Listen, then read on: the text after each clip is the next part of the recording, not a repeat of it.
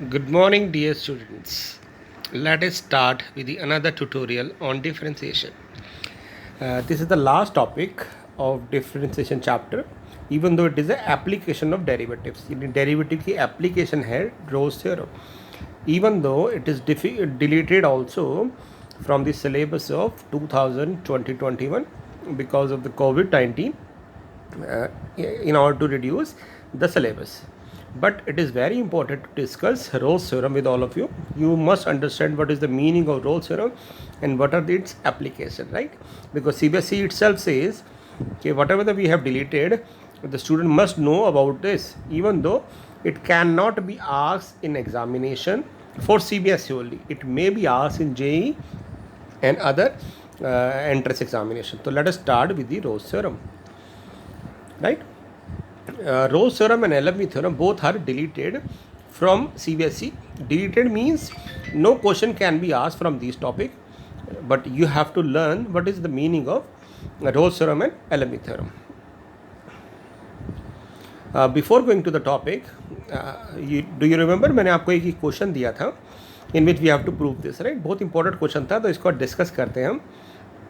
तो सबसे पहले हम क्या करेंगे, क्योंकि हमें डेरिवेटिव लेना है this term plus this term का, और हमें प्रूव करना ये आंसर आना चाहिए. तो हमने पहले क्या किया, इसको सेपरेट कर दिया, राइट. अब इसमें मैं क्या करूँगा, लॉग ए बाई बी की प्रॉपर्टी लगा देंगे. लॉग ए बाई बी होता है log A minus log B, तो ये बन जाएगा log of this minus log of this. Now we will take the derivative. तो लॉग का डेरिवेटिव क्या होता है बेटा, 1 एंगल, तो इसका डेरिवेटिव आ जाएगा 1 x² प्लस √2x प्लस 1. फिर इस एंगल का डेरिवेटिव लेंगे 2x प्लस √2, और फिर ऐसे ही डेरिवेटिव लेंगे इसका 1/x² माइनस √2x प्लस 1, और फिर इस वाले टर्म का डेरिवेटिव 2x माइनस √2. और tan इनवर्स x का डेरिवेटिव क्या होता है, 1/1 प्लस एंगल का स्क्वायर, तो 1/1 प्लस दिस टर्म का स्क्वायर हो जाएगा. और फिर हम इस टर्म का डेरिवेटिव लेंगे क्वोशिएंट रूल से, राइट. देखिए मैंने बिल्कुल लिखा है यहाँ पे, जो मैंने बताया आपको, डेरिवेटिव log x का 1/this, फिर इसके बाद इस एंगल का डेरिवेटिव, फिर 1/this, और फिर x² माइनस √2x प्लस 1 का डेरिवेटिव गिरा, राइट. सेम यहाँ लिखा है 1/1 प्लस एंगल का स्क्वायर, और फिर यहाँ पे हम इसका डेरिवेटिव लेंगे क्वोशिएंट रूल से. तो मैंने क्या किया है अभी, इसमें एलसीएम ले लिया. एलसीएम कैसे लिया बेटा, ये इससे मल्टीप्लाई होगा और ये इससे मल्टीप्लाई होगा, और नीचे ही दोनों आपस में मल्टीप्लाई हो जाएंगे. तो ये तो हो गई हमारी फर्स्ट टर्म. और यहाँ पे जब आप √2x upon into 1 minus X का डेरिवेटिव लेंगे क्वोशिएंट रूल से, तो यहाँ आएगा डिनोमिनेटर का square, denominator as it is, √2x का derivative √2 minus √2x as it is, and derivative of 1 minus x² which is minus 2x. और फिर हम इसको मल्टीप्लाई कर देंगे. और एक चीज़ होगी, ये वाली टर्म 1 माइनस x² का होल स्क्वायर इससे कैंसल आउट हो जाएगा. तो देखते हैं बेटा, तो मैंने यहाँ पे तो वही टर्म बिल्कुल एज इट इज लिख दी है ताकि आप कंपेयर कर सके. ये वाला पिछला वाला स्टेप एज इट इज है, तो ये वाली टर्म कैंसिल आउट हो जाएगी. यहाँ पे मैंने होल स्क्वायर खोल दिया है, और आई थिंक आप सबने कर लिया होगा, सिर्फ मैं रिवाइज करा रहा हूँ. अब मैंने मल्टीप्लाई कैसे किया बेटा, 2x into this term minus 2x into this term. तो 2x मैंने कॉमन ले लिया, तो x² माइनस √2x प्लस 1, फिर माइनस दिस टर्म, तो minus x² minus √2x minus 1. उसी तरह से √2 मल्टीप्लाई होगा इससे, तो √2 मैंने कॉमन ले लिया, तो √2 into x² minus √2 plus √2x plus 1, then minus and minus plus, तो ये सारे टर्म प्लस की हो गई, राइट. अब आप क्या देख रहे हैं, यहाँ पे x² कैंसिल आउट हो जाएगा, x² से 1 कैंसिल आउट हो जाएगा, यहाँ पे √2x कैंसिल आउट हो जाएगा √2x से, राइट. और इसमें जब डेरिवेटिव लिया हमने, तो मैंने देखा कि √2x स्क्वायर इंटू 2 से मल्टीप्लाई करेंगे तो 2√2x² बन जाएगा, माइनस √2x² करेंगे तो ये बन जाएगा √2x², राइट. और प्लस √2, तो √2 मैंने कॉमन ले लिया, ठीक है. अब यहाँ पे जो टर्म बची थी उसमें ये टर्म तो कैंसिल आउट हो गई थी, यहाँ बचा था 2√2x, तो ये लिख दिया मैंने माइनस टाइम. यहाँ पे x² बचेगा और 1 बचेगा 2 बार, तो वो लिख दिया. और यहाँ पे √2, ये वाली टर्म एज इट इज आ गई, ठीक है, दिख रहे हैं आप. उसके बाद नेक्स्ट स्टेप पे चलते हैं. बहुत इजी सा क्वेश्चन है, बट हाँ स्टेप थोड़े बड़े हैं, लंबे हैं, तो आपको ध्यान से करना है, कैलकुलेशन गलती ना हो. फिर मैंने इसको मल्टीप्लाई किया, तो 2x इंटू दिस करेंगे तो क्या आएगा यार. और यहाँ पे मैंने एक चीज़ और की नोट कर रहूँगा, मैंने 2 कॉमन लेके काट दिया, 2 और 2 कॉमन लेके 4 को काट दिया, 2 बच गया.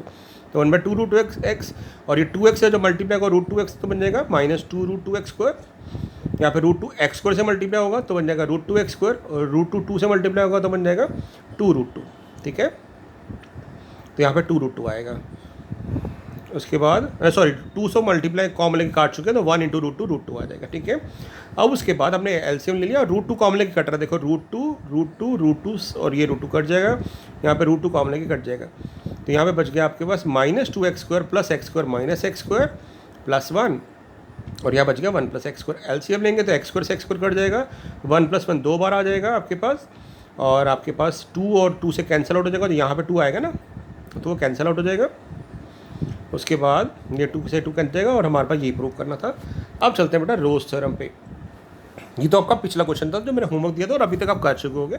थोड़ा सा डिले हो गया, मैं एक वीक थोड़ा सा बिजी था और I was not well also, तो इसीलिए ट्यूटोरियल नहीं अपलोड कर पाया। नाउ वी विल रेगुलर, जल्दी से हम AOD भी फिनिश करेंगे। तो रोल्स थ्योरम में पहले एक चीज़ बता दूं मैं आपको, रोल्स थ्योरम क्या कहता है। रोल्स थ्योरम से इज फंक्शन जो कहता है कि अगर हमारे पास कोई फंक्शन हो जो डिफाइंड हो A to B में डिफाइन का मतलब है उसकी वैल्यू, मतलब वो हमें A to B में उसमें हर जगह A से B के बीच में हर जगह फंक्शन की वैल्यू फाइनाइट पता है क्या होगी। तो अगर ऐसा कोई फंक्शन है जो हर जगह डिफाइंड होगा, ठीक है, जो हर जगह डिफाइंड होगा A to B में, तो रोल्स थ्योरम कहता है कि अगर ऐसा कोई फंक्शन आप ढूंढ लेते हैं which is defined on close interval A to B, then और वो फर्दर 3 कंडीशन को सेटिस्फाई करता है कि फंक्शन कॉन्टीन्यूस होना चाहिए।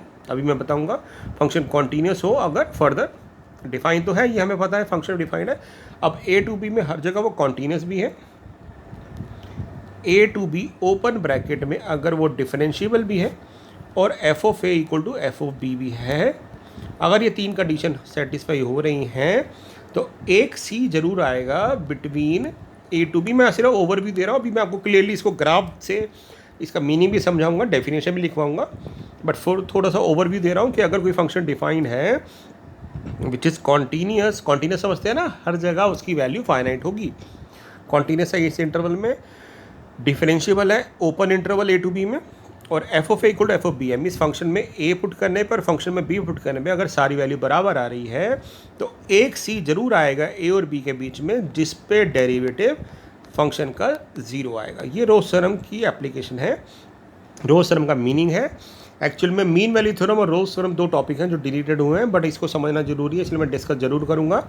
तो Rolle's theorem mean value theorem की ना स्पेशल केस है, एक्चुअल में उसका एक पार्ट है, तो बट रोल्स थ्योरम पहले है, तो रोल्स थ्योरम बेसिक आइडिया देती है, इसलिए हम रोल्स थ्योरम पहले कर रहे हैं। तो अब अगर आपको समझ नहीं आया है तो मैं इसको दोबारा समझाता हूँ। क्या हुआ है कि अगर यहाँ स्क्रीन पे आप पढ़ें तो क्या लिखा है, if a function f is defined in a close interval A to B in such a way that it satisfy the following condition. पहली कंडीशन क्या है, the function f(x) must be continuous on close interval A to B। यानी function हर जगह A to B के अंदर continuous होगा, means हर जगह वो डिफाइंड होगा, ठीक है, कभी नॉट डिफाइंड नहीं होगा, और left limit right limit same रहेगी, यानी ब्रेक नहीं होगा ग्राफ। अगर ऐसा होता है और फंक्शन डिफरेंशिएबल भी है open interval A to B में। अभी मैं इसकी सिग्निफिकेंस भी बताऊंगा बेटा कि यहाँ ओपन क्यों लिया, क्लोज नहीं क्यों नहीं लिया।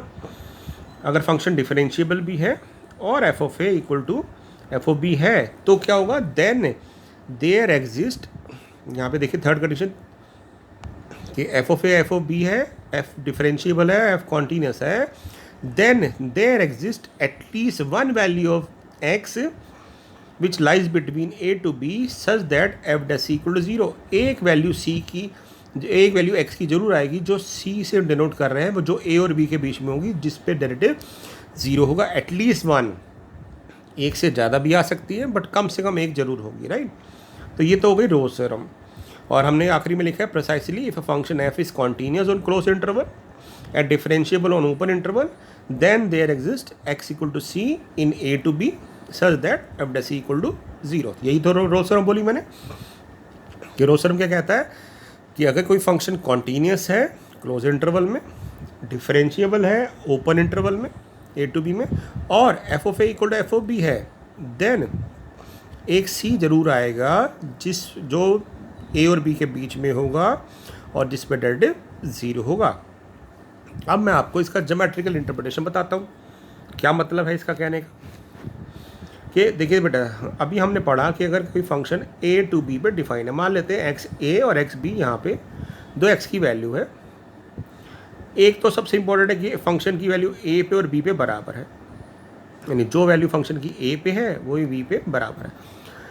अब इसके बीच में फंक्शन कॉन्टीन्यूस है, तो कॉन्टीन्यूस ऐसे हो सकता है विदाउट ब्रेक, हो सकता है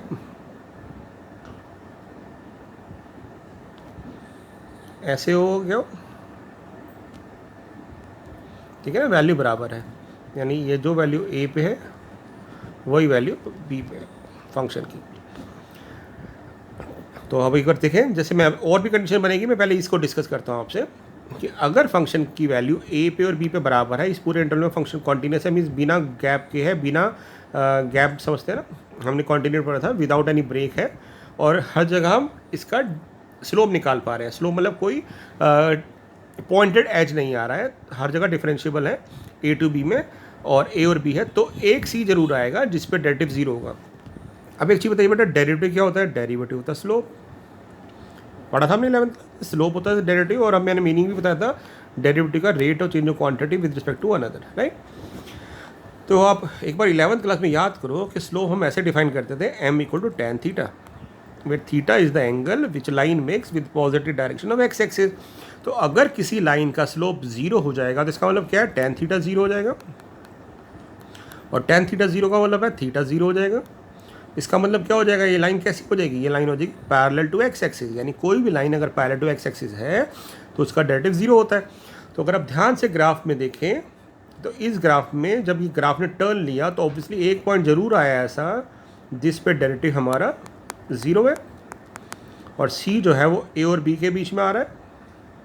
तो हम कह पा रहे हैं कि अगर फंक्शन कॉन्टीन्यूस है, डिफरेंशिएबल है, और F of A equal to F of B है, तो ग्राफ टर्न जरूर लेगा, और टर्न लेगा तो मीन्स टर्निंग पॉइंट आएगा, उस टर्निंग पॉइंट पे हमारा डेरिवेटिव जीरो होगा। जैसे यहाँ की बात करते हैं बेटा, यहाँ पे फंक्शन इस वाले ग्राफ में भी कॉन्टीन्यूस है, हर जगह डिफरेंशिएबल है, और F of equal to F of B है। तो यहाँ पे भी देखो आप, एक सी यहाँ पे भी टर्न ले रहा है, यहाँ पे भी टर्न ले रहा है, इन तीनों पॉइंट पे हमारा स्लोप जीरो हो जाएगा, यानी एफ डैश सी जीरो हो जाएगा। तो यहाँ पे जो सी आ रहे हैं वो एक से ज़्यादा आ रहे हैं। तो यही तो रोज थ्योरम कहती है कि अगर कोई फंक्शन कॉन्टीन्यूस हो, डिफरेंशिएबल हो, और F of A equal to F of B हो, तो कम से कम एक सी जरूर आएगा जिस पर डेरिवेटिव टर्न लेगा। अब आपके माइंड में आ रहा होगा, जरूरी थोड़ी ऐसा हो सकता है कि ग्राफ सीधा चला गया हो, कि भी ग्राफ सीधा भी तो जा सकता था, टर्न ऐसे ना ले। तो बेटा अगर ऐसा भी होगा तब भी, तो आप देखो ये लाइन खुद ही पैरेलल टू एक्स एक्सिस है, तो इसमें तो हर पॉइंट पे डेरिवेटिव जीरो आ गया क्योंकि पैरेलल टू एक्स एक्सिस है ना। तो ये भी केस सेटिस्फाई हो रहा है। तो जितने मर्जी आप कंडीशन सोच लीजिए कि अगर एफ ऑफ ए और एफ ऑफ बी बराबर हैं तो ग्राफ टर्न जरूर लेगा, चाहे वो इनफाइनाइट अपवर्ड ले, अगर वो कॉन्टीन्यूस है। तो कॉन्टीन्यूस नहीं है, मान लेते अगर आपको ऐसे गया फिर ऐसे चला गया और बराबर नहीं है तो कॉन्टीन्यूस नहीं है, तो रोज थ्योरम तो वही एप्लीकेबल नहीं होगी। तो रोज थ्योरम कहती है कि जो फंक्शन है वो हर जगह कॉन्टीन्यूस होना चाहिए। अगर कॉन्टीन्यूस है और डिफरेंशिएबल है और F of A equal to F of B है, तो एक कम से कम एक सी जरूर आएगा जिस पे ग्राफ टर्न लेगा, जिस पे टेंजेंट हम जब खींचेंगे कर्व पे तो वो पैरेलल टू एक्स एक्सिस आ जाएगा, राइट। अभी मैंने आपको थोड़ी देर पहले बताया था कि हम डिफरेंशिएबल में ओपन इंटरवल क्यों ले रहे हैं, क्योंकि देखो बेटा ए और बी पे डिफाइन होना जरूरी है, इसलिए हमने बोला कि भी ए से बी पे ये फंक्शन कॉन्टीन्यूस होना चाहिए। अब डिफरेंशिएबल क्यों नहीं हम इसको क्लोज में ले रहे हैं, क्योंकि क्या होता है कि अगर हमने ये ले लिया, मान लेते हैं ये फंक्शन इन दो पॉइंट के बीच में डिफाइंड है, तो इसका मतलब क्या होगा, बी पे तो ये ओपन एज हो गया, और ओपन एज हो गया तो इस पर तो हम एक से ज़्यादा इनफाइनाइट वैल्यू टेंजेंट खींच सकते हैं, तो इसका मतलब इस पर तो डिफरेंशिएबल नहीं होगा। इसलिए हमने इस पॉइंट को इंक्लूड ही नहीं किया कि बी पे हम टेंजेंट नहीं खींच रहे, ए और ऐसी ए पे नहीं खींच रहे, क्योंकि ओपन एंडेड है तो एक से ज़्यादा टेंजेंट खींच पाएंगे, यूनिक टेंजेंट होगा नहीं, इसलिए डिफरेंशिएबिलिटी हम क्लोज इंटरवल में चेक करते हैं।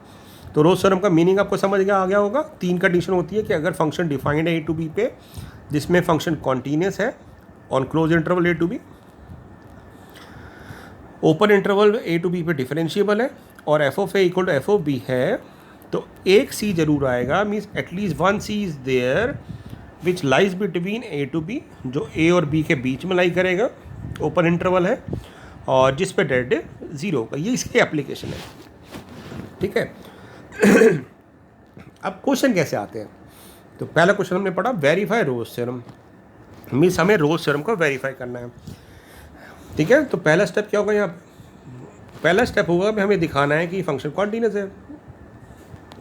तो अब कैसे दिखाएंगे फंक्शन कॉन्टीन्यूस है? आपको हो गया स्टेप 1, हम देख रहे हैं कि एफ एक्स कैसा फंक्शन है बेटा, ये पॉलिनोमियल फंक्शन है। तो आप कहोगे कि f x is a polynomial function,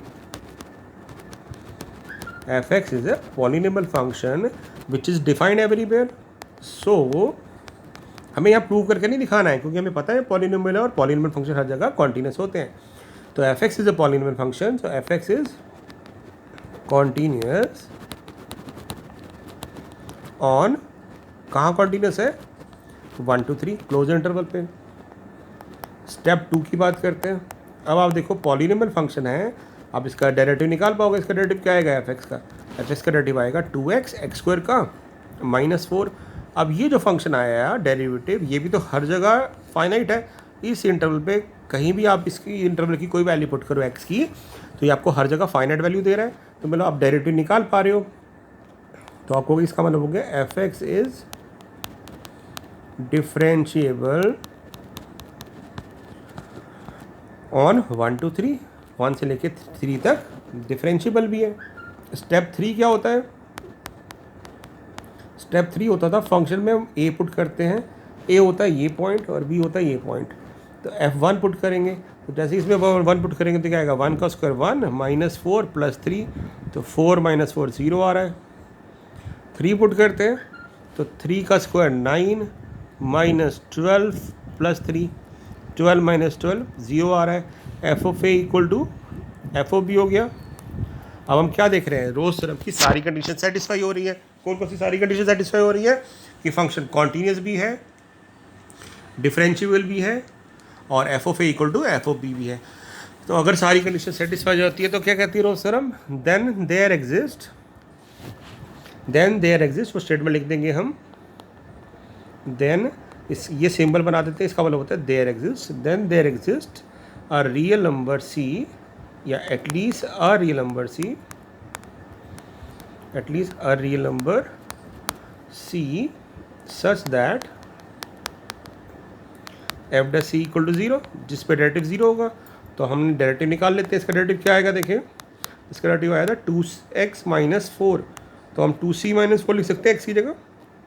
और जैसे ही इसको 0 पुट करेंगे तो हम देखेंगे c क्या आ रहा है? c2 आ रहा है, और ऑब्वियसली वो 1 और 3 के बीच में आ रहा है। यानी रोल्स थ्योरम की सारी कंडीशन सेटिस्फाई होने के बाद हमने उसकी लास्ट स्टेटमेंट भी वेरीफाई कर दी। क्या? कि अगर फंक्शन कॉन्टीन्यूस हो, डिफरेंशिएबल हो, f of A equal to F of B हो, तो कम से कम एक सी जरूर आएगा बिटवीन ए टू बी जिस पर डेरिवेटिव 0 होगा। तो इस तरह से हम रोल्स थ्योरम को वेरीफाई करते हैं। एक और क्वेश्चन करते हैं। पॉलिनोमियल फंक्शन है, तो आप क्या करेंगे? पहला फर्स्ट स्टेप तो वही लिखेंगे। स्टेप 1 क्या होगा? पहला स्टेप वही होगा कि f x is a polynomial function, so it is continuous everywhere, क्योंकि इट इज़ डिफाइंड एवरीवेयर। तो आप लिख देंगे स्टेप 1 हो गया कि f x is a polynomial function, so it is defined everywhere, so it is continuous on close interval 0 to 2। तो हमने दिखा दिया ये फंक्शन कॉन्टीन्यूस। आप लिख देंगे यहाँ पे F x is a polynomial function. Polynomial समझते हैं ना, जिसमें x की पावर सारी पॉजिटिव इंटीग्रल वैल्यू होती है। तो x is a polynomial function, so f x is a continuous function on close interval 0 to 2। अब हम क्या करते हैं? इसका डेरिवेटिव ले लेते हैं।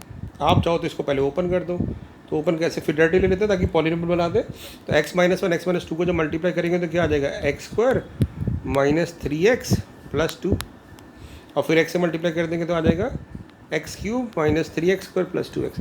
अब इसका डेरिवेटिव लेना बहुत आसान है ना, अदरवाइज आपको प्रोडक्ट टूल लगाना पड़ेगा, वो भी चलेगा।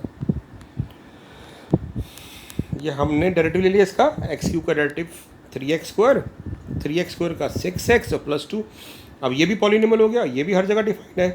तो स्टेप 2 क्या हो गया? हम कह देंगे कि क्योंकि फंक्शन हमारे फंक्शन का जो डेरिवेटिव आ रहा है वो भी हर जगह फाइनाइट है, मतलब हम 0 से 2 के बीच में कोई भी वैल्यू पुट करें, इन्फिनिटी नहीं आएगा, नॉट डिफाइंड नहीं आएगा, हर वैल्यू फाइनाइट आएगी, यूनिक आएगी, 2 वैल्यू नहीं आ सकती है ना। तो आप कहेंगे F x is differentiable also differentiable on 0 to 2, differentiable है। तीसरी चीज़ क्या होगी, एफ ऑफ ए निकालते हैं। तो जैसे ही हम 0 पुट करेंगे तो 0 मल्टीप्लाई एनीथिंग इज 0, और जैसे ही हम 2 पुट करेंगे तो यहाँ पे पुट करेंगे ना 2 - 2 0, तो 0 मल्टीप्लाई एनीथिंग इज 0, तो f of A equal to F of B हो गया। तो we can say that all the conditions for Rolle's theorem are satisfied. कैसे, it is continuous on close interval A to b, differentiable और open interval closed a to b, and f of A equal to F of b, because all the conditions for Rolle's theorem are satisfied. और फिर अब वही statement लिख देंगे, दस there exist at least a real number C such that F dash c equal to 0। तो क्या derivative आया था इसका डेरिवेटिव हम देख लेते हैं एक बार। पहले हमारे पास एक्स क्यूब आया था, फिर -3x² आया था, प्लस 2x था फंक्शन। तो इसका डेरिवेटिव आया था 3c² - 6c + 2, और आप इसको 0 के क्यों लग दो, तो इसके फैक्टर तो बन नहीं रहे, तो हम क्या करते हैं, इसको ना डी वाले मेथड से निकाल लेते हैं। क्या फॉर्मूला होता है, -b, तो 6 ऑलरेडी नेगेटिव है, माइनस माइनस प्लस हो जाएगा। b² मतलब हो गया 36 - 4ac upon 2a, 3 to the 6, ये a होता है। तो c की वैल्यू आ गई 6/6 यानी 1, प्लस माइनस ये आ गया 24, 36 में 24 गए तो कितना हो जाएगा आपके पास 12 को लिख सकते हैं 2 × 2 × 3, तो 2√this/6 ये कट जाएगा। तो आपकी c की वैल्यू आ गई आपके पास 1 + √3/3 एंड 1 - √3/3। तो आप देख सकते हैं दोनों वैल्यू 0 से 2 के बीच में आ रही है। कैसे आ रही है मैं आपको वेरीफाई भी करवा देता हूँ कि बेटा √3 की वैल्यू होती है 1.732, तो जब 3 से डिवाइड करेंगे जो नीचे आ रहा है तो ये कट के आ जाएगा 0.6 के आसपास राउंड ऑफ, क्योंकि 1.8 आता है। तो 1 - 0.6 0.4 इसके बीच में आ रहा है, और 1 + 0.6 भी इसके बीच में आ रहा है। तो रोज सर्व वेरीफाई होगी। ये क्वेश्चन ऐसे भी आ सकता था, इस पर यहाँ पे आपको 0 to 1 दे देते थे, तब भी रोज सर्व वेरीफाई होती, क्योंकि पॉलिनोमियल होता, कॉन्टीन्यूस होता, डिफरेंशिएबल है, और F of A equal to F of B भी है। तो उस केस में आप क्या करते हैं, अगर ये 1 होता है ना तो ये वाली वैल्यू रिजेक्ट कर देते हैं, क्योंकि हमें सी दिखाना है कि ए टू बी के बीच में कौन सा आ रहा है, कम से कम एक आना चाहिए ना, तो उस केस में ये वाला सी आ जाता। ठीक है, तो रोज सर्व बहुत आसान है, आपको सिर्फ दिखाना होता है कि फंक्शन कॉन्टीन्यूस है। कॉन्टीन्यूस के लिए आपको सिर्फ इतना दिखाना होता है कि वो हर जगह फाइनाइट वैल्यू दे रहा है। डिफरेंशिएबल दिखाना होता है कि इसका डेरिवेटिव यूनिक आए उस ओपन इंटरवल में, मतलब फाइनाइट आए, और फिर f of equal to F of B दिखाना होता है। जैसे सी पार्ट आ गया इसके अंदर, तो आप क्या कहेंगे, साइन एक्स तो हर जगह डिफाइन होता है, तो आप कहेंगे as the value of sine X lies between -1 to 1। ठीक है, वैसे जनरली होती है, तो यानी हर जगह फाइनाइट होती है, तो आप कहेंगे as value of sine x are finite between 0 to π, so it is continuous on interval 0 to π। तो स्टेप 1 में हमें दिखाना होता है ये कॉन्टीन्यूस है, तो आप कह देंगे f x equal to sine X is finite, या डिफाइंड भी कह सकते हैं, इज डिफाइंड एवरीवेयर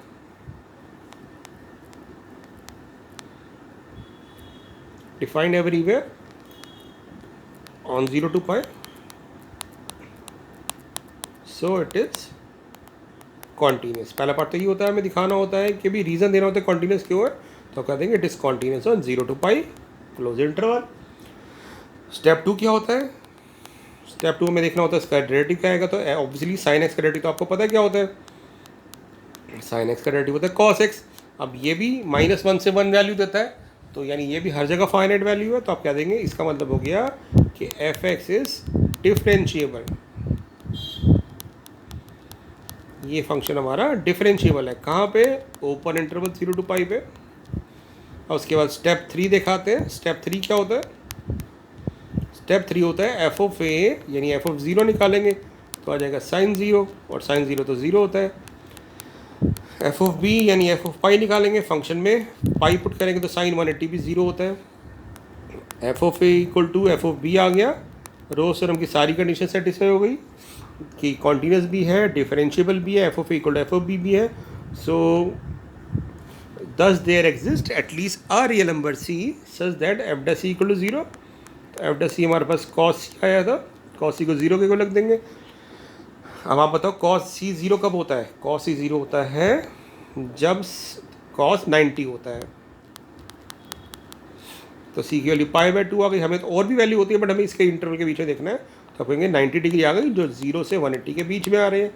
तो as all the conditions of Rolle's theorem are satisfied, and we have shown here that there exists at least a C which lies between 0 A to B such that f dash equal to 0. So Rolle's theorem verify. तो हमें question में पूछा गया Rolle's theorem verify करो, तो हम Rolle's theorem verify कर दी। ठीक है, अगला क्वेश्चन, इसका ना डेरिवेटिव सबसे इंपॉर्टेंट है बेटा। तो ये क्वेश्चन आपका डेरिवेटिव में भी आ सकता है कि शो करो कि इसका डेरिवेटिव जो है ना, शो करने के लिए आ सकता है इसका डेरिवेटिव -sin4x आएगा, या क्वेश्चन ये रोल्स थ्योरम में आ सकता है, या ये क्वेश्चन अभी इंक्रीजिंग डिक्रीजिंग पढ़ेंगे उसमें आ सकता है। तो मैं पहले सबसे पहले आपको ना इसका डेरिवेटिव समझा देता हूँ। इसका डेरिवेटिव कैसे लेंगे और शो कैसे करेंगे। इसका डेरिवेटिव आएगा -sin4x। तो एक डिफरेंशिएशन का भी क्वेश्चन आपको समझ आना चाहिए कि इसका डेरिवेटिव ये आना चाहिए, 4 एंगल में है। ठीक है, तो पहले जब sin4x का डेरिवेटिव लेंगे तो 4 तो पावर है, 4 आगे चली जाएगी तो ये बन जाएगा 4 sin³ और फिर sin x का डेरिवेटिव cos x। ऐसे फिर यहाँ लेंगे 4 आगे चला जाएगा cos³ और cos x का डेरिवेटिव -sin x। अब आप देखो यहाँ से कुछ कॉमन आ रहा है आपका ना, कॉमन आ रहा है 4 sin x कॉमन आ रहा है, cos x कॉमन आ रहा है, और एक चीज़ आप करोगे 2 कॉमन हो, माइनस कॉमन हो ले लो, तो माइनस कॉमन लेने पे ये बन जाएगा cos² और ये बन जाएगा sin²x। तो मैं इसको ना थोड़ा सा लिख देता हूँ 2 और 4 को लिख देता हूँ 2 sin x cos x। अब आप देखो यहाँ पे कुछ फॉर्मूले बन रहे हैं क्या। ये फॉर्मूला बन रहा है sin2x का, ये 2 एज इट इज, और ये फॉर्मूला बन रहा है cos2x का, और इस पूरी टर्म को एज इट इज देखो तो 2 sin थीटा cos थीटा, फिर से फॉर्मूला बन रहा है sin2 थीटा का, यानी 2 थीटा मतलब 2 of 2x, यानी इसका डेरिवेटिव आ रहा है -sin4x। तो इसका डेरिवेटिव -sin4x हम यूज़ करेंगे। ठीक है, तो पहला स्टेप क्या होगा इसके अंदर, आप क्या कहेंगे, f(x) जो है step 1, f(x) is a continuous function. कैसे कॉन्टीन्यूस है पता है, sin की पावर 4 कॉन्टीन्यूस है, cos की पावर 4 कॉन्टीन्यूस है, तो sum of 2 continuous function is also continuous. और अगर आपको ये कुछ नहीं लिखना, आप सिंपल लिखिए कि इस फंक्शन की वैल्यू इस इंटरवल में हर जगह फाइनाइट है, कभी नॉट डिफाइंड नहीं आएगी। तो आप लिखेंगे first step, f(x) is defined everywhere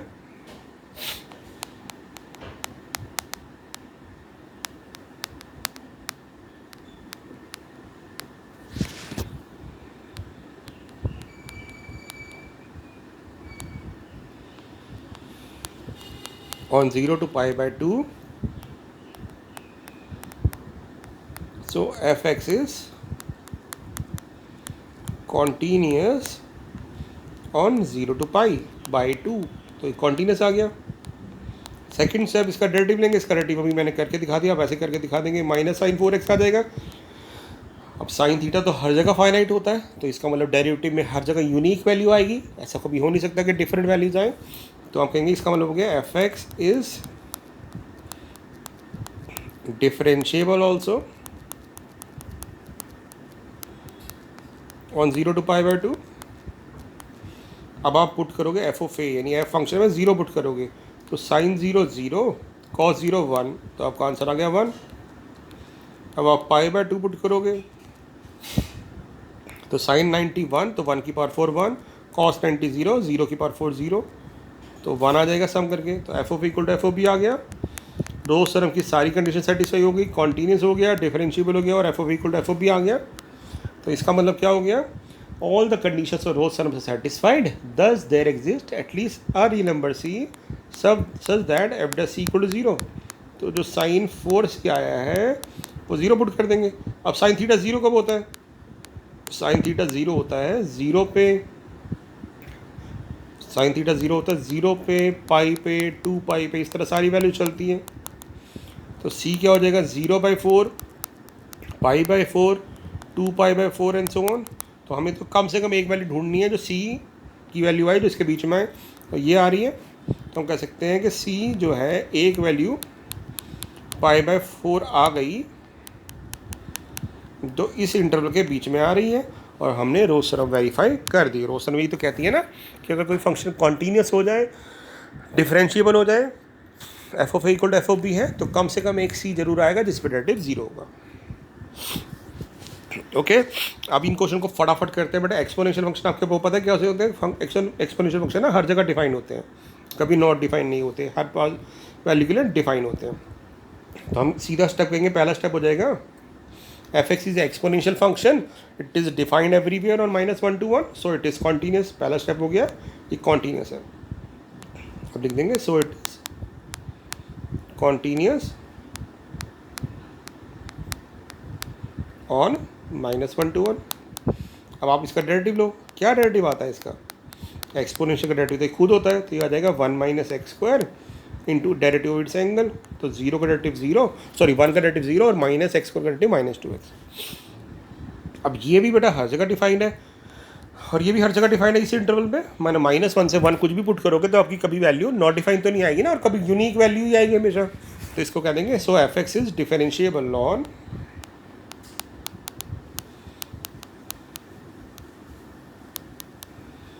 F x is differentiable on open interval -1 to 1। फिर f of A equal to F of b put करेंगे हम, यानी माइनस और पुट किया फंक्शन में, तो ई की पावर 1 - 1, ई की पावर 0 1 आ गया। तो 1 पुट करेंगे तो 1 - 1 का स्क्वायर 1, तो फिर से ई की पावर 0 1 आ गया। F of A equal to F of B हो गया। तो आप कहेंगे as all the conditions of Rolle's theorem are satisfied, thus there exists at least a real number c such that f dash c must be 0।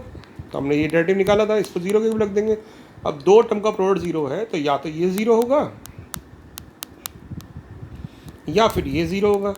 अब आपको पता है कि एक्सपोनेंशियल फंक्शन कभी भी 0 नहीं होता, कभी भी ना ग्राफ टच नहीं करता, ये हमेशा ऐसे चलता है और ये बिल्कुल पैरेलल जाता रहता है। तो एक्सपोनेंशियल फंक्शन तो कभी 0 नहीं हो सकता, इसलिए इसको हटा दिया। अब 2c 0 का मतलब c क्या आ जाएगा? 0/2 यानी 0, और वो -1 से 1 के बीच में लाई कर रहा है। तो हमने फिर से वेरीफाई कर दी रोल्स थ्योरम कि ये फंक्शन कॉन्टीन्यूस था, ये फंक्शन डिफरेंशिएबल था, f of A equal to F of B था, ठीक है ना। और ठीक बात है, f of equal to F of B था, और उसके बाद हमने एक सी दिखा दी जिस पर डेरिवेटिव 0 आ रहा है। लॉग की बात करते हैं फिर से। लॉग फंक्शन जो होता है ये एक्सपोनेंशियल का इन्वर्स होता है। ये log x का ग्राफ होता है बेटा, ये भी हर जगह फाइनाइट वैल्यू देता है, और -1 से ये log x है, यहाँ log x² + 2 है, ठीक है। तो वो तो डोमेन अच्छे समझ गए होगे आप, ठीक है। तो हम ये देख रहे हैं कि फंक्शन हर जगह फाइनाइट वैल्यू देगा, ठीक है ना। तो हम क्या करते हैं यहाँ पे, तो हम ये लिखेंगे कि first step F x is defined, क्योंकि आपको सिर्फ इतना देखना है कि लॉग के अंदर नेगेटिव एंगल नहीं आना चाहिए, क्योंकि लॉग नेगेटिव पे डिफाइन नहीं होता और लॉग 0 पे डिफाइन नहीं होता। तो आप देख लो, जब -1 पुट करोगे तो ये बन जाएगा 3, और 1 पुट करोगे तब भी 3, यानी इसकी वैल्यू 3 से के साथ ऑनवर्ड स्टार्ट होगी, यानी नेगेटिव नहीं होगी और 0 कभी नहीं होगी ना।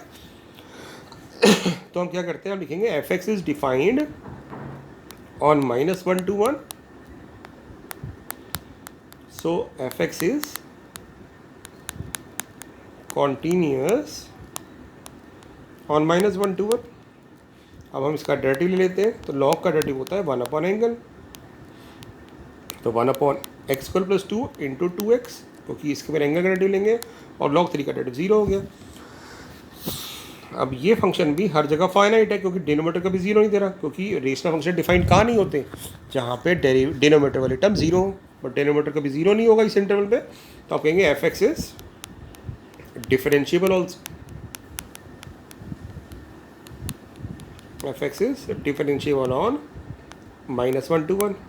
अब आप एफ ऑफ ए निकाल के देख लो, अभी मैंने बताया भी था कि जब -1 पुट करोगे तो ये बन जाएगा log 3 - log 3 0, 1 पुट करोगे तभी बन जाएगा log 3 - log 3 0। F of A equal to F of b आ रहा है। All the conditions of Rolle's theorem are satisfied, thus there exists at least a real number c such that f dash c equal to 0। तो इसका derivative आया था ये, इसको 0 की को रख देंगे, ये टर्म जाके 0 हो जाएगी, तो 2c = 0, c 0 आ जाएगा, और वो c लाई कर रहा है इसलिए -1 से 1 के बीच में। तो this is the verification of Rolle's theorem. ये क्वेश्चन है बेटा f x equal to sine x minus cos x. ये आप एज ए होमवर्क समझ लो, मैं थोड़ा सा हिंट दे देता हूँ, वैसे कर पाओगे कि साइन एक्स फंक्शन कॉन्टीन्यूस है, कॉस एक्स फंक्शन कॉन्टीन्यूस है, तो उनका डिफरेंस भी कॉन्टीन्यूस होगा। इसका डेरिवेटिव लेंगे आप, इसका डेरिवेटिव लेंगे तो आ जाएगा cos x plus sine x, क्योंकि कॉस एक्स का माइनस साइन एक्स होता है, माइनस साइन एक्स प्लस हो जाएगा, क्योंकि कॉस एक्स और साइन एक्स भी डिफाइन है, इसका वाला डेरिवेटिव भी एक यूनिक वैल्यू देगा इस इंटरवल पे, कभी नॉट डिफाइन नहीं होगा, तो मीन्स डिफरेंशिएबल फंक्शन भी है। एफ ऑफ ए और एफ ऑफ बी भी इक्वल है, क्योंकि पाई बाय 4 पुट करोगे तो 1/√2 माइनस 1/√2 हो जाएगा, और 5/4 आपका थर्ड क्वाड्रेंट होता है, ये नेगेटिव होगा, ये भी नेगेटिव होगा, तो -1/√2 प्लस 1/√2 0 हो जाएगा। F of equal to F of B है, तो आप कह देंगे एफ डैश सी 0 आएगा, यानी cos c plus sine c 0 होगा, यानी sine c equal to minus cos c हो जाएगा, यानी टेन सी इक्वल टू -1 हो जाएगा। अब सी टेन नेगेटिव कहाँ होता है, इधर और इधर, तो इस वाले इंटरवल में अगर आपको याद हो, यहाँ हम लेते थे अल्फा, यहाँ लेते थे पाई माइनस अल्फा, याद है आपको, तो सी हो जाएगा पाई माइनस पाई/4, यानी 3π/4, और 3/4 ऑब्वियसली पाई/4 और 5π/4 के बीच में आ रहा है, तो रोल्स थ्योरम प्रूव हो जाएगी। तो इसको आप कंप्लीट कर लेना, ठीक है।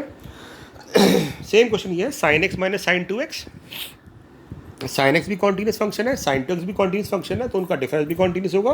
नहीं तो आप लिख सकते हैं कि sine x minus sine 2x हर जगह डिफाइंड है इस इंटरवल पे, तो ये फंक्शन हर जगह कॉन्टीन्यूस है। इसका जब डेरिवेटिव लेंगे तो क्या आ जाएगा,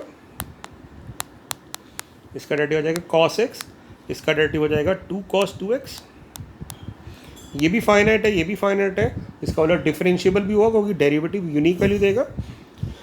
फाइनाइट का मतलब समझते हैं ना बेटा, फाइनाइट मतलब कोई पर्टिकुलर वैल्यू आएगी और यूनिक वैल्यू आएगी, इस सेंटर में कोई भी वैल्यू पुट करो तो आपका आंसर आएगा यूनिक आएगा। ऐसा नहीं हो सकता कि मैं एक्स की वैल्यू पाई/4 पुट करूँ तो मेरे पास 2 आंसर मिले, एक ही मिलेगा, ठीक है ना, ऐसे एग्जाम्पल के लिए।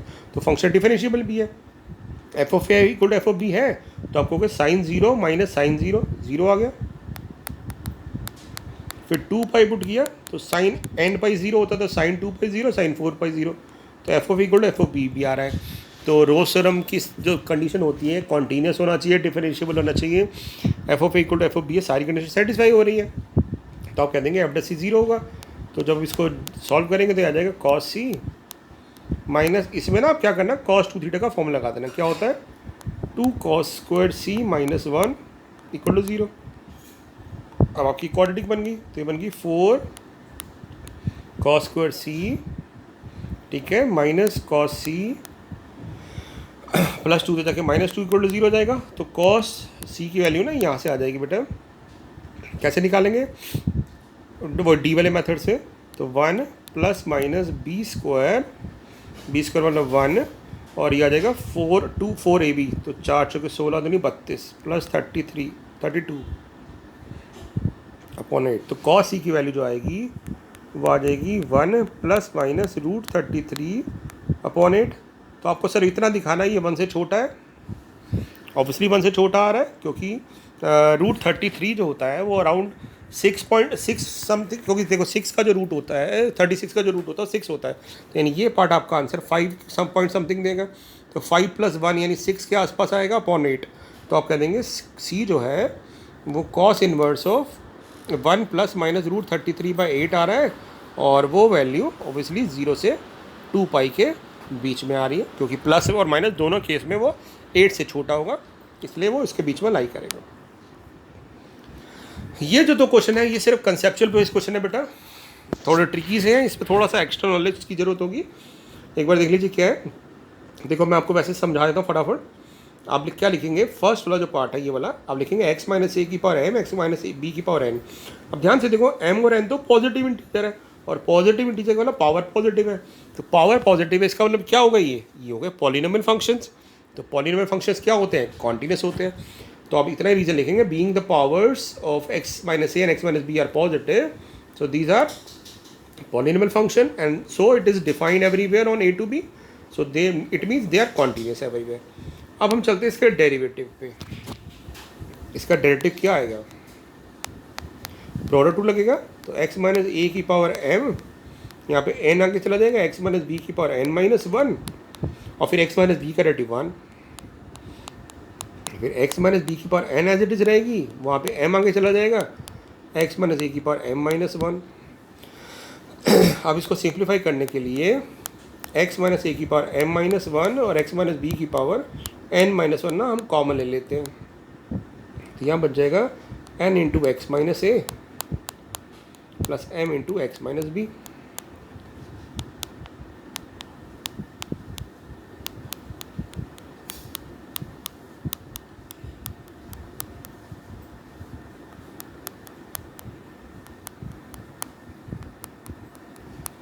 अब ये भी एक पॉलिनोमियल फंक्शन है, क्योंकि पॉजिटिव इंटीजर है, मीन्स 1 से स्टार्ट हो रहे हैं, तो जब -1 भी करेंगे तो पावर 0 हो जाएगी मिनिमम, और यहाँ पे पावर 0 हो जाएगी क्योंकि n माइनस भी 0 हो जाएगा, नहीं रहेगा तो पॉलिनोमियल फंक्शन, और पॉलिनोमियल फंक्शन भी हर जगह डिफाइंड रहते हैं। तो इसका मतलब क्या हो गया, फंक्शन डिफरेंशिएबल है on open interval A to b, और एफ ऑफ ए और एफ ऑफ बी भी बराबर है। कैसे, जैसे आप ए की वैल्यू यहाँ पुट करेंगे तो ये टर्म 0 हो जाएगी, बी पुट करेंगे तो ये टर्म 0 हो जाएगी, तो आप कहेंगे एफ ऑफ ए भी 0 आ रहा है और एफ ऑफ बी भी 0 आ रहा है। तो क्योंकि एफ ऑफ ए और एफ ऑफ बी दोनों 0 आ रहे हैं, बराबर है, इसका मतलब सारी कंडीशन दोस्त टर्म की सेटिस्फाई हो गई। कॉन्टीन्यूस भी आ गया, डिफरेंशिएबल भी है, एफ ऑफ ए और एफ ऑफ बी बराबर भी है, ठीक है। तो इसका मतलब क्या हो गया, ये फंक्शन भी हर जगह क्या है, कॉन्टीन्यूस, डिफरेंशिएबल और F of equal F of B, mean सारी रोज टर्म की कंडीशन सेटिस्फाई हो गई।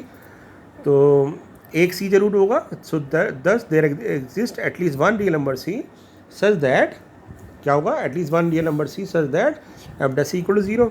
तो एक नंबर जरूर आएगा जिस पे डेरिवेटिव 0 होगा। तो मैं क्या करता हूँ, जो हमने डेरिवेटिव निकाला हुआ है ना बेटा,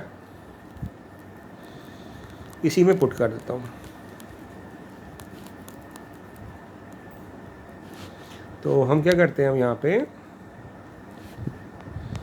एफ डैश सी जो है, जब x माइनस एक्स की जगह c आ जाएगा, c माइनस ए की power m minus 1, c minus b की पावर n माइनस 1, और m c plus n c minus m b minus n a को 0 रखेंगे, तो या तो ये 0 आएगा, सी इक्वल टू ए आ जाएगा, हमें नहीं चाहिए, हमें तो ओपन इंटरवल में चाहिए। इसको 0 क्यों रखेंगे तो सी बी आ जाएगा, हमें नहीं चाहिए। इसको जब 0 रखोगे तो क्या आ जाएगा बेटा, सी आ जाएगा m b plus n a, क्योंकि ये 2 माइनस उधर जाके प्लस हो जाएंगे, और वहाँ पे सी कॉमन लेके नीचे आ जाएगा, ये सी आ गया। अब एक चीज़ बताओ आप सोच के, मैं दोबारा इसको साफ स्क्रीन पे लिख देता हूँ। ये जो सी आ गया वो आ गया m b plus n a upon m plus n. मैं ये कह रहा हूँ कि ये ए और बी के बीच में लाई कर रहा है। आप इसको मैथमेटिकली कैसे जस्टिफाई करेंगे, ये ए के और बी के बीच में लाई कर रहा है, एनी केसेस कुछ ट्राई कर रहा है, आपको कैसे लाई कर रहा है। तो ध्यान से देखो, हम ये कह सकते हैं कि यूजिंग सेक्शन फॉर्मूला हम ये कह सकते हैं, ये उसके बीच में कैसे बेटा, कि अगर ए और बी दो नंबर हैं और कोई नंबर इसको किसी पॉजिटिव रेशियो में कट करता है, क्योंकि एम और एन पॉजिटिव है, तो जो सी आता है सेक्शन फॉर्मूला से याद है आपको क्या होता था, m into b plus n into a upon m plus n. तो हम ये कह सकते हैं ऑब्वियसली सी जो होगा वो एक नंबर होगा जो ए और बी के बीच में लाई करेगा, which divide a and b in m/n ratio, means c must belongs to a to b जरूर होगा। तो ये हमने रोज थ्योरम वेरीफाई कर दी। तो ये अच्छा क्वेश्चन था। अगला देखते हैं, ये वाला पार्ट कैसे करेंगे हम। आप कहोगे क्योंकि ए और बी पॉजिटिव नंबर्स हैं, तो पॉजिटिव नंबर है तो ये सारी टर्म पॉजिटिव ही रहेगी हमेशा, जिसका मतलब log x हर जगह डिफाइंड रहेगा, क्योंकि log x नेगेटिव नंबर्स के लिए डिफाइंड नहीं होता। तो f x is continuous on close interval A to b. अब इसका जब डेरिवेटिव लेंगे, इसका डेरिवेटिव लेने से पहले ना मैं आपको इसको पहले सिंप्लीफाई कर देता बेटा, लॉग की प्रॉपर्टीज इसको अलग कर लेते हैं, log a minus log b ऐसे लिख लेते हैं, लिख सकते हैं। अब इसका डेरिवेटिव लेना ज़्यादा आसान हो जाएगा। इसका डेरिवेटिव आ जाएगा 2x upon x square plus a b, इसका डेरिवेटिव हो जाएगा 1/x। इसको सिंप्लीफाई कर लेते हैं, कैसे, एलसीएम ले लेते हैं। तो एलसीएम लेंगे तो आ जाएगा x square plus a b, यहाँ आ जाएगा 2x square minus x square minus a b. तो हमारा डेरिवेटिव आ गया x square minus a b upon x into x square plus a b. अब x क्योंकि पॉजिटिव नंबर है तो ये तो कभी 0 हो नहीं पाएगा, डेरिवेटिव भी 0 नहीं पाएगा, यानी डेरिवेटिव हमेशा फाइनाइट वैल्यू देगा। तो फाइनाइट देगा, इसका मतलब डिफरेंशिएबल है फंक्शन है, क्योंकि हमारा डेरिवेटिव एक फाइनाइट वैल्यू आएगा, तो हम कह देंगे function is differentiable of a to b. और F of equal to F of b कैसे है, जैसे ही आप यहाँ पे x को a पुट करेंगे यहाँ पे, तो ये बन जाएगा a square plus a b, और नीचे भी आ जाएगा a square plus a b, log 1 0 होता है। बी पुट करेंगे तो क्या आ जाएगा b square plus a b, नीचे आ जाएगा b into a plus b into b, यानी b square plus a b, log 1 आ जाएगा, 0 हो जाएगा, यानी f of A equal to F of b आ रहा है. This means all the conditions of Rolle's theorem are satisfied, thus there exists at least a real number c such that f dash c equal to 0. ऐसा होगा कि कम से कम एक c जरूर रहेगा जिस पे डेरिवेटिव 0 होगा. तो हम यहीं से हम क्या करते हैं, f dash c ना 0 के इक्वल रख देते हैं. तो f dash c जब 0 के इक्वल रखेंगे तो f dash c क्या आ जाएगा, c square minus a b upon c into c square plus a b. इसको तो ले जाके 0 कर देंगे तो c square equal to a b आ गया, c equal to root a b आ गया, and which lies between A to b. अब मैं कह रहा हूँ ये ए टू बी आएगा, बट क्या आपको स्ट्राइक कर रहा है कि why it is lies between A to b. हम कैसे जस्टिफाई करेंगे कि ये ए और बी के बीच में आ रहा है रूट ए बी, नंबर्स लेके नहीं, कुछ जनरल रिजल्ट. तो आप देखो ध्यान से कि अगर ए सी और बी 3 नंबर जीपी में है तो सी जो होता है उनका ज्योमेट्रिक मीन होता है. तो ज्योमेट्रिक मीन क्या होता है, रूट ए बी. तो हम कह सकते हैं कि इसका मतलब ये है सी जो होगा वो ए और बी के बीच में होगा, where a b c are in G P. ठीक बात है. तो इसका मतलब c must lies between A to b होगा ही होगा. तो ये कुछ क्वेश्चन थे जिसमें एक्स्ट्रा कंसेप्ट के अकॉर्डिंग हम बता सकते हैं कि फंक्शन कॉन्टिन्यू ये रोज से एप्लीकेबल होगी कि नहीं होगी, सी कैसे लाइक करेगा. 3 छोटे क्वेश्चन है, फटाफट देखते हैं इसको. ये 1 मार्कर आएंगे. अब क्वेश्चन में ध्यान से देख लो, ऊपर को स्टेटमेंट चेंज है. अभी तक था वेरीफाई रोज थ्योरम, अब है check the applicability of Rolle's theorem. तो जो हमारा ग्रेटेस्ट इंटीजर फंक्शन है ये तो कॉन्टीन्यूस ही नहीं होता इंटीग्रल पॉइंट पे. तो आप पहला जो क्वेश्चन है ये फर्स्ट स्टेप में खत्म हो जाएगा. हम कहेंगे it is not continuous at x equal to -1 या एट एक्स इक्वल टू 0. ठीक है ना, कॉन्टीन्यूस नहीं है. अगर ये फर्दर 2 नंबर का या 4 का आता तो फिर आपको क्वांटिटी करके दिखानी पड़ेगी. तो ये कॉन्टीन्यूस नहीं है. तो कॉन्टीन्यूस नहीं है तो रोज थ्योरम की पहली कंडीशन ही सेटिस्फाई नहीं हो रही. तो Rolle's theorem is not applicable here. Continuous क्यों नहीं है पता है ना आपको, क्योंकि लेफ्ट एलिमेंट में जैसे हम मान लेते हैं, मैं अब करके दिखा देता हूँ फटाफट. 0 पे चेक करोगे तो ये लेफ्ट एलिमेंट क्या हो जाएगी, 0 माइनस एच. तो 0 से छोटा -1 आंसर आएगा. राइट एलिमेंट पे क्या होगा, 0 प्लस एच हो जाएगा.